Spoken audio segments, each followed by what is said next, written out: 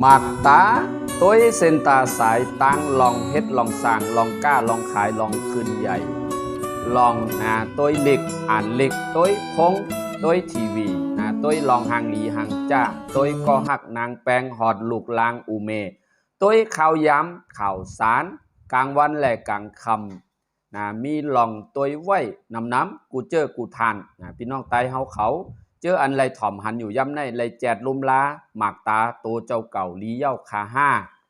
ก็ว่าหมากตาอำมีขายว่ากินเหล็กไอคอมแพกแจดมาตีกงมณีวิทยาศาสตร์ตั้งกินจ่องไรมาเป็นตั้งกินที่มีพรหลีใหญ่ๆน้ำแลเป็นตั้งกินปุนตาตาเย้าก็ตากูก็กูก้นอันเตเลยกินไว้กูวันตาป้ายอยู่ลีตีหมากตาอำนั้นห้องมาสายตาตัวเจ้าเก่าเลยเฮ็ดมาตีสารสกัดอำนั้นห้องมาอันเปิ้นแจดมาจั่นสูงหนึ่งหมากไม้เบอร์รี่มีตัวยาดีต่อตาจื่อห้องว่าสารพาวน้อยจอยเฮกังโยกาแมงไวรัสอันเตมาตุ้มเตอร์ใส่ตาตัวเจ้าเก่าเฮ็ดให้ตาหมอดตาเป็นต่อหินต่อกระจกเย่าก่อเป็นตัวยาเป็นฮอร์โมนหลายๆเมียวอันลีต่อตากลอันทน2แอนโทไซยาโนไซจอยเฮกังเนื้อนมในหมักตากูก็กูเจ้ากูตนกูป้าจอยให้หมักตา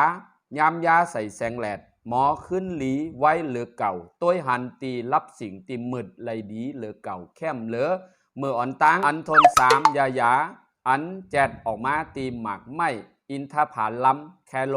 มินเป็นยาอันหนึ่งตาจอยแทงแห้งให้หมากตามีปลายอยู่ลีอันทน4ยาอันแจดเอา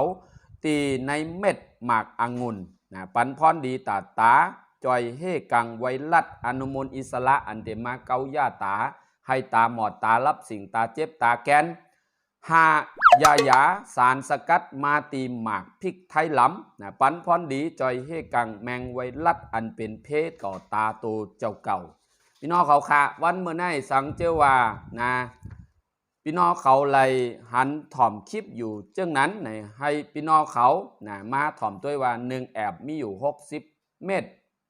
ขันขาย1เหง7ปาก85บาทขันแมมป่า1เหง5ปาก50บาทเป็นขันย้อมหมากตาอ่ำมีเป็นเมินหมากตากาอ่ำมีขายสังเจอว่าพี่น้องเขามีเงินคำเป็นโหแสนโหล้านในก็อ่ำซื้อไหลตีห้องยากาขันหมักตาตัวเจ้าเก่าอย่าไว้ขันเอตา1เหง5ปาก50บาทนั่นวันนั้นค่ะเนาะจอยติดตามส่งแชร์ให้พี่น้องใต้เขาเลยหู้หันถึงจอยคอมเมนต์ปันสิกรรมดีค่ะ